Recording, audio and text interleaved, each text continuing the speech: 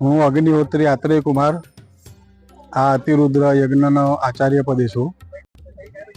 મોડાસાના શ્રી અશોકભાઈ જોશી એમના પરિવાર સાથે આ અતિરુદ્ર યજ્ઞના યજમાન છે.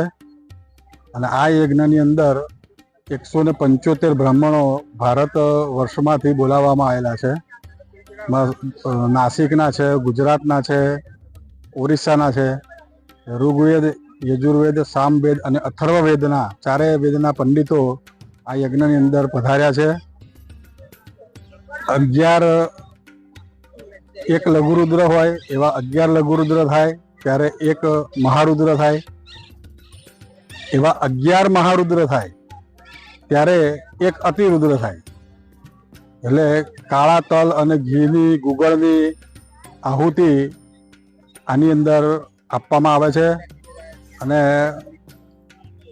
સવારે લગભગ 9 વાગ્યાથી પ્રારંભ થાય છે અને રાત્રિના 9:30-10 વાગ્યા સુધી આ હોમ કાર્ય ચાલે છે. એટલે 5 દિવસ 11 તારીખથી માંડી અને 15મી ડિસેમ્બર સુધી આ પંચદિન સાધ્ય પ્રયોગ છે. એટલે અતિરુદ્ર મહાયજ્ઞ જે થઈ રહ્યો છે એનું ફળ ગણીએ આપણે તો પહેલાં તો આખા વિશ્વનું કલ્યાણ થાય, યજમાન શ્રી અને મોડાસા ગામનું પણ વધારે કલ્યાણ થાય, સાથે સાથે પર્યાવરણની પણ શુદ્ધિ થાય એવો આ યજ્ઞનો હેતુ હોય છે.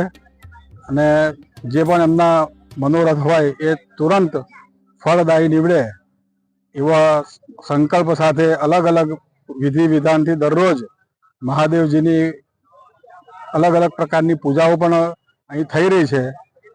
એટલે એમાં શિવનું પંચવક્ત્ર પૂજન, એમનું સહસ્રાર્ચન, ગઈકાલે અમે જે અગ્નિ સ્થાપન કર્યું એટલે કે યજ્ઞના પ્રથમ દિવસે શિવાગ્નિ તંત્ર દ્વારા અગ્નિનું સ્થાપન કરી અને એની અંદર આહુતિના ક્રમ દ્વારા આ યજ્ઞનો પ્રારંભ થયો છે, જે એક અલૌકિક એક વસ્તુ છે. અને વૈદિક કાળમાં જે પ્રમાણે યજ્ઞ થતા હતા એ પ્રમાણેના આખા અતિરુદ્ર મહાયજ્ઞનું આયોજન અહીં થઈ રહેલું છે.